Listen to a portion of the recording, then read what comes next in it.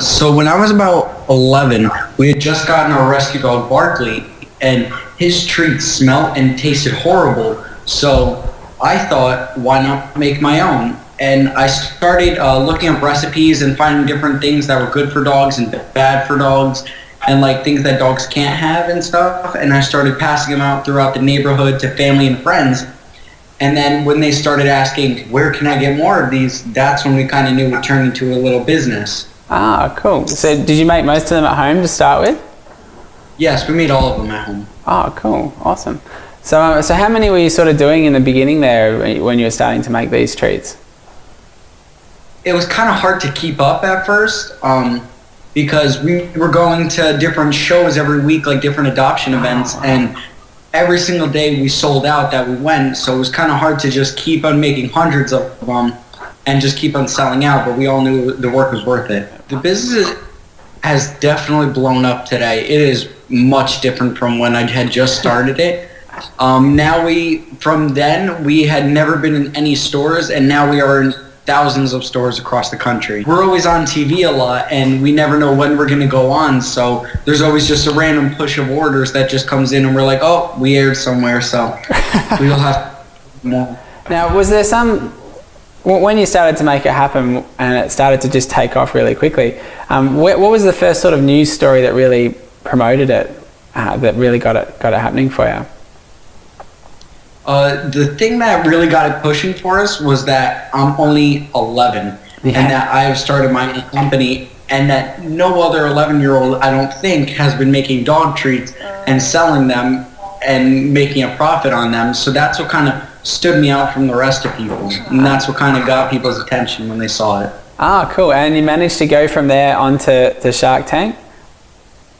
Yes, someone actually applied for us. We've never heard of the show. Wow. And they called in and said, oh, this kid would be a very good fit for it, whatever. And then they just came up to me and they were like, oh, we called you in. Here's their name and number, whatever. And they called us the next day and were like, can you fill out all this paperwork? Can you send in these videos and stuff? And then it finally got to the point where they were like, can you fly out to LA for the week and film here? Wow, that's incredible. How was that experience at such a young age? I mean, the guys on Shark Tank are pretty cool. Can you give us a bit of the story there? At that age, I really didn't know what was going on, really. I had never seen the show before. I've never heard of it, and neither had my mom, so we didn't know what we were getting into. But then once I did realize what it was, and when I went there, it was kind of intimidating knowing that they could just eat me apart and then it'll go on live TV, but you never know. So it was a little bit scary knowing that they could embarrass the crap out of me and everyone could see it. But I know it turned out pretty well for me. I got pretty lucky. Yeah, awesome. So you secured a deal with Barbara in the end? Yes. That's the story. How's that going? You're still working with Barbara today? Yes, we're in touch with her almost every single day. The one difficulty I had was people not taking me seriously. Oh, really? Always saying, oh, you're just a kid, you'll never make it, whatever, and they'll kind of brush me off and be like, oh, good luck, whatever. And I would walk into meetings and everyone's wearing like suits and ties and stuff, and I'll show up in a t-shirt because I'm a kid, and everyone kind of laughs. But then when they realize that I know my company as well as I did, then they were like, whoa, this kid's really has something. But the thing I would say is really never let that bother you, because if I did let it bother me, then I kind of got nervous, but when I didn't, then I was fine with it. Being an entrepreneur, how has that really changed your life? You know, when you look at some of your friends that are in school that haven't really taken that path, you know, what are some of the qualities and what are some of the things that you really noticed in your life that's different? Definitely, probably one of the biggest things is all the relationships I'm making along the way.